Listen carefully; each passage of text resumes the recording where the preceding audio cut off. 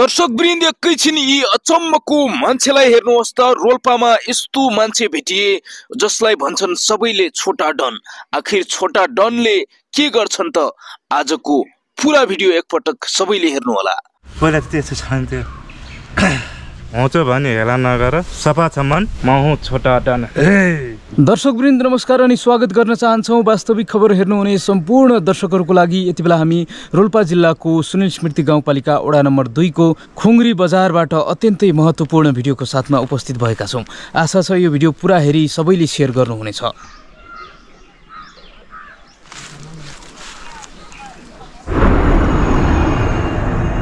दर्शक वृन्द निरन्तर पैदल यात्रा गर्दै हिँड्ने क्रममा हामी पुग्छौँ रोल्पाको खुङ्री भन्ने एउटा सुन्दर बजारमा। सोही बजारको छेउमा एउटा सानो ढेप्ली खोलेर व्यवसाय गरिरहेको व्यक्तितर्फ हाम्रो ध्यान जान्छ। हामी उनको कथालाई प्रस्तुत गर्ने कोसिस गर्छौँ।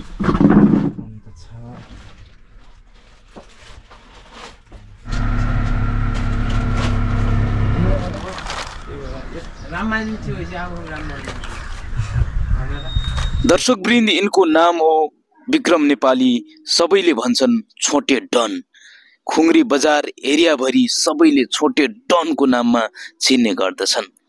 उनी निकै मेहनती छन् र फरक सोचका व्यक्ति पनि छन्। बिहान बिहान उनी मन्दिर जाने गर्छन्, दर्शन गर्ने गर्छन्। अझ अचम्मको कुरा त अहिलेसम्म उनले विवाह नै गरेका छैनन्। यो हेर्नुहोस् त।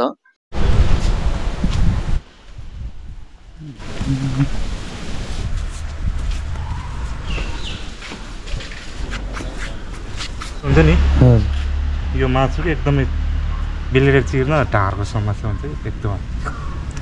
पहिला त त्यस्तो छन्थ्यो। दर्शक वृन्द बिहानै मन्दिर दर्शन गरेर के वर माग्नु भयो भनेर प्रश्न गर्दा विक्रम भन्छन् एउटा राम्रो मन मिल्ने केटी मिलोस्, मलाई बुझ्ने, मलाई महसुस गर्ने जीवनसाथी मिलोस् भनेर उनी भन्छन्। दर्शक वृन्द आज उनै छोटे डनसँग गरिएको कुराकानी वास्तविक खबरमा प्रस्तुत गर्दैछौँ है। पुरा भिडियो हेर्नुहोस्। सर स्वागत छ। सुरुमा नमस्ते। आरामै हुनुहुन्छ? आराम। सुरुमा हजुरको शुभ नाम भन्नुहोस् त।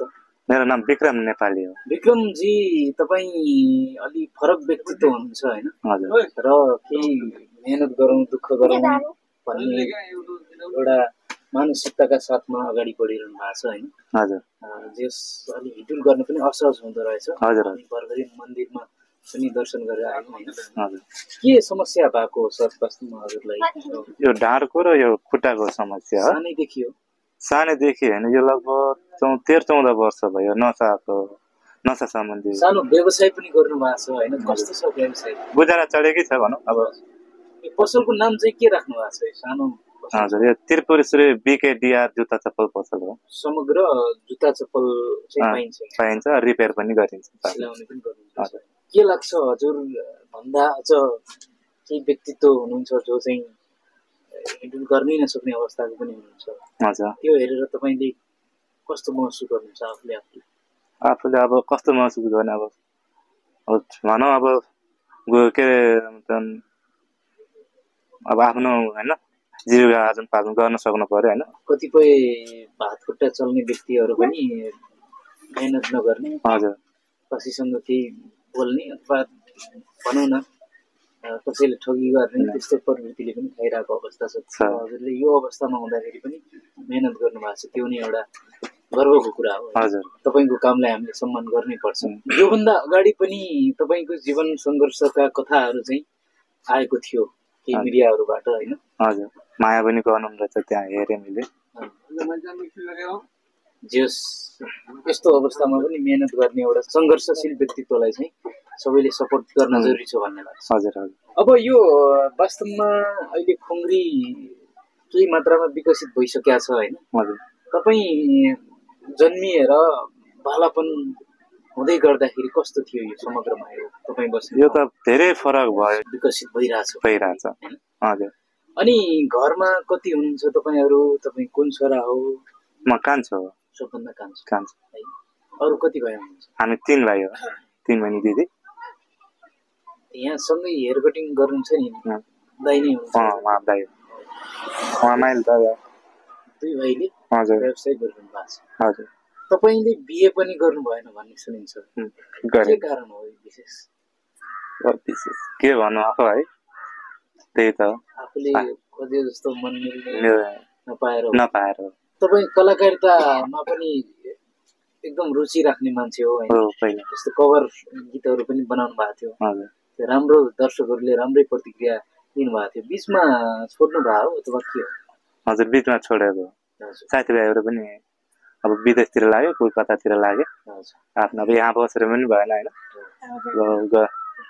आफ्नो अब भनौँ जानकारी फ्यामिलीहरू त हेर्न पर्यो, यहाँ बसेर त भएन।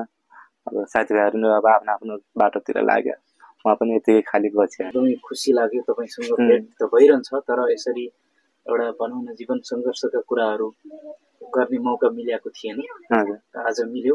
एकदमै खुसी छौँ हामी पनि वास्तविक खबर परिवार। र धेरैले मलाई यो खुङ्री एरियातिर हिँडडुल गर्दै गर्दा विक्रमजीको चाहिँ अन्तर्वार्ता जे होस् जीवन सङ्घर्षका कुराहरू ल्याउनुपर्छ है भनेर धेरैले चाहिँ भन्नुभएको थियो, र सोही क्रममा आज लिएको पनि छु। र जीवन के लाग्छ तपाईँको भोगाईमा चाहिँ? अब तपाईँले परिभाषा दिनुपर्दा के लाग्छ? सङ्घर्ष हो अथवा यो मनोरञ्जन हो होइन? कसैले काँडा हो जीवन भन्छन्, कसैले फुल हो भन्छन् होइन, कसैले चाहिँ के अरे यो बगिरहेको पानी जस्तो हो भन्छन्।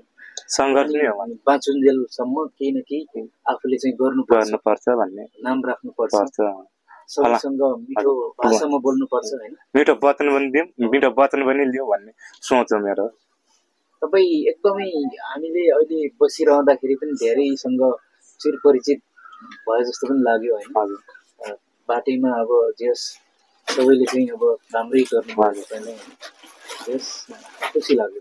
अब अन्तिममा चाहिँ के भन्नुहुन्छ आम दर्शकहरूलाई, तपाईँको यो भिडियो हेर्ने अथवा तपाईँलाई चिन्ने जान्ने व्यक्तिहरूलाई भन्नुपर्ने के छ? मैले भन्छु दाजुभाइ दिदीबहिनीहरूले सक्दो माया गरिदिनु होला, सक्दो भन्दा है हजुरको भाइ सम्झेर छोरा सम्झेर है माया गरिदिनु होला, सेयर गरिदिनु होला, लाइक गरिदिनु होला होइन। के प्रतिक्रिया ममा कमजोरी छ त्यो पनि भनिदिनु होला होइन कमेन्टमा। भनौँ न अब साथीभाइ दिदीबहिनीहरू दाजुभाइहरू सबैले मलाई माया गरिदिनु होला, यसै साथ सपोर्ट दिइरहनु होला, मलाई पनि हौसला बढाइदिनु होला भन्न चाहन्छु। जुत्ता चप्पलको लागि पनि जुत्ता चप्पल भने स्कुलका विद्यार्थी भाइ बहिनीहरूलाई होइन, अब भाइ बहिनी स्कुलका विद्यार्थीहरूलाई र भाइ बहिनीहरू अब जस्तो रिपेयर गर्नु छ भने मलाई सम्झिनु होला, सानो भाइ भएर सम्झिदिनु होला भन्न चाहन्छु। अन्तिममा तपाईँलाई विशेष त एकदम छोटा डन भनेर पनि धेरैले चिन्नुहुन्छ, अगाडि डाइलग पनि हामीले प्रस्तुत गरेका थियौँ। छोटा डन चाहिँ कतिको यो उपनामले चाहिँ विक्रम नेपालीलाई चाहिँ कतिले माया गर्नुहुन्छ भन्नुहोस् त? आज माया त गरिदिनुहुन्छ, धेरैले गर्नुहुन्छ छोटा डन भनेर चिन्नुहुन्छ। टिकटकको फ्रेन्डहरूले छोटा डन भनेर चिन्छन्, भाइहरू जति भन्छ नि गाडी चालकहरू छन् फ्रेन्डहरू छन् छोटा डन भन्छन् जता गएर, त्यही नै सम्झिनु मलाई खुसी लाग्छ क्या। जीवनमा एउटा हाँसो आँसु सङ्घर्ष सबै कुरा मिश्रण रहेछ जीवन है।